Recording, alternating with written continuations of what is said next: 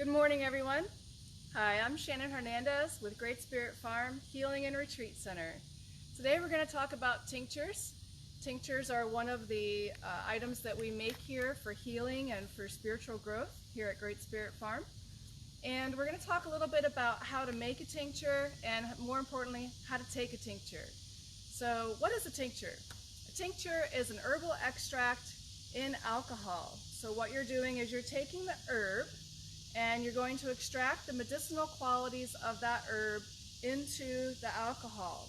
What happens is the alcohol pulls the herbal qualities into the liquid, and then you can discard the herb later and then just drink the alcohol. But don't drink too much alcohol, okay? So that's not what we're about, but we do use a lot of alcohol here at Great Spirit Farm to make our tinctures. So the first thing you're going to do is you're going to select a high quality herb that's not been growing by the roadside, it's not getting a lot of exhaust and junk on it. Go someplace where it's really pristine, where the environmental quality is good. You may want to ask your plant if it's okay to harvest it.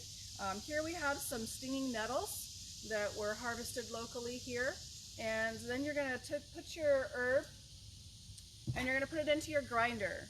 So here we have a commercial macerator, and then you're going to grind up your herb.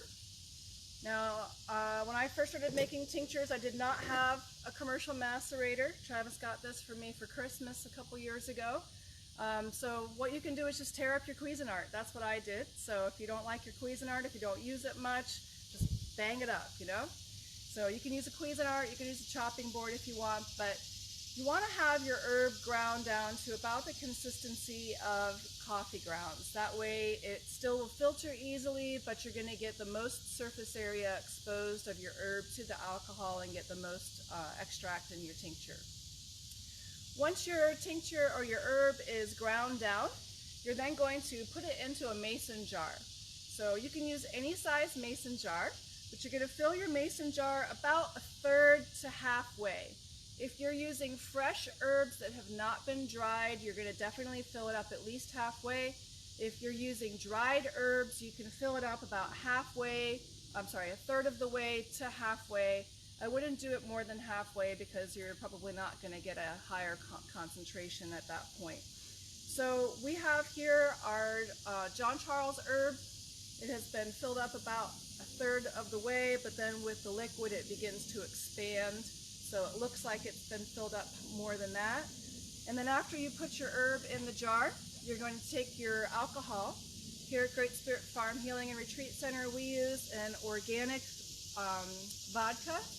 We recommend organic because when you're dealing with alcohols, it's a spirit. It pulls and draws things out from other things as well. So you want to make sure that it didn't pull and draw any impurities into it.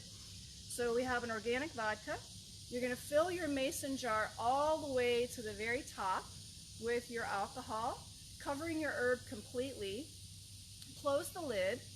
Make sure you label it. You will not remember what is in that jar later, trust me. And then you're going to shake it. Shake it, shake it, shake it, shake it, shake it. Like a Polaroid picture. All right, I'm dating myself. And then you're going to shake it up, and then you're going to put it into a nice, dark, cool, dry place for 4 to 6 weeks. And the joy of that is you're going to shake it every day. Shake it, shake it, shake it, shake it, shake it, shake it, shake it. Shake it every day. And then in about 4 weeks, 6 weeks, you can open up your jar.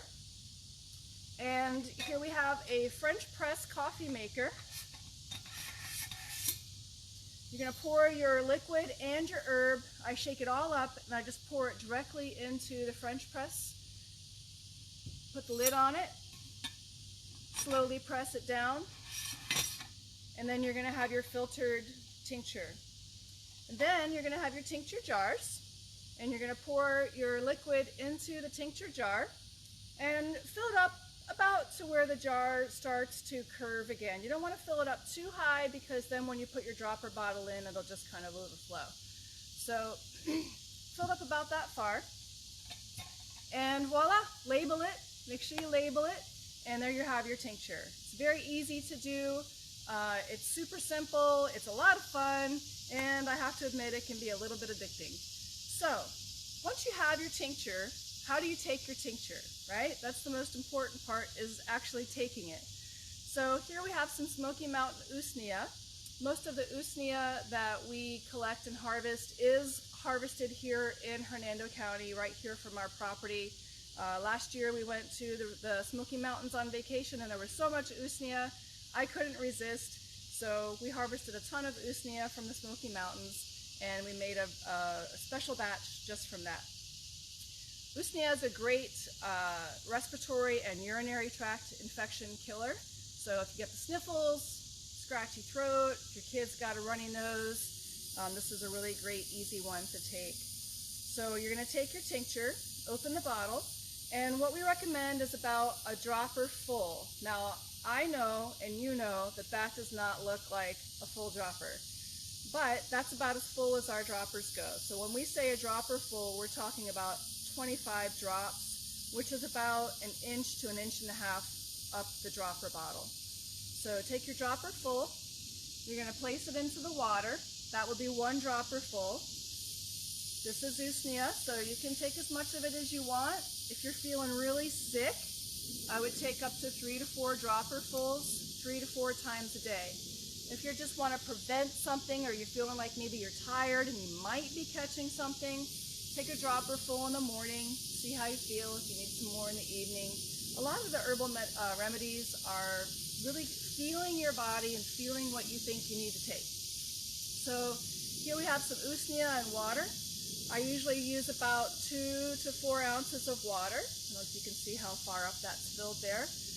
You can add some stevia to it if you'd like to sweeten it. You can put it in juice, apple juice, orange juice, and I highly recommend that if you're really feeling sick, like you just know that you got a sore throat, you got all kinds of stuff going on, especially with the usnea and the John Charles, take it straight. Put it in your mouth, deal with the alcohol flavor, swish it around, let it contact all those bugs and germs that are trying to take over your face, and and just take it straight. So this is how we drink ours. We mix it in some water, put some stevia in it, and bottoms up.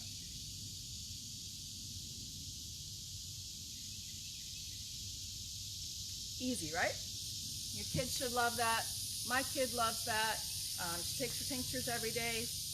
We rarely ever get sick. So thank you for watching our video. Please check out our website. Check out the tinctures we have. We have 7 different tinctures that we grow and make here on our farm. And thanks again for watching. Have a wonderful day. Namaste.